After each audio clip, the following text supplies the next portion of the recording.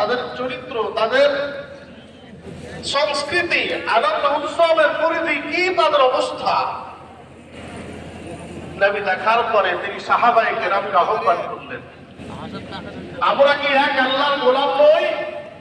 সমস্বরে সাহাবায়ে কেরাম সকলে সমবেত কণ্ঠে উচ্চারণ করেছিলেন, ইয়া রাসূলুল্লাহ, অবশ্যই আমরা এক আল্লাহ পাকের গোলাম। তাহলে আমরা কি আল্লাহ পাকের গোলামি করতে প্রস্তুত? সাহাবায়ে কেরাম সকলে আওয়াজ করেছিলেন, সর্বক্ষণ প্রস্তুত।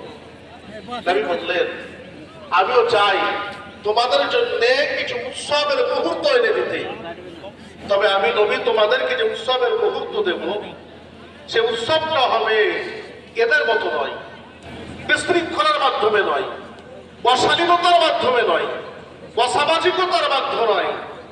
আমাদের আনন্দ হবে পরিষ্কার পরিচ্ছন্ন দেহে, আমাদের আনন্দ হবে পুত পবিত্র মন এবং পোশাকের মাধ্যমে, আমাদের আনন্দ হবে শালীনতা শান্তি প্রিয়র মাধ্যমে, আমাদের আনন্দ হবে সামাজিকতার মাধ্যমে, উচ্ছৃঙ্খল বেহায়াপনা থাকবে না, এবং আমরা এমন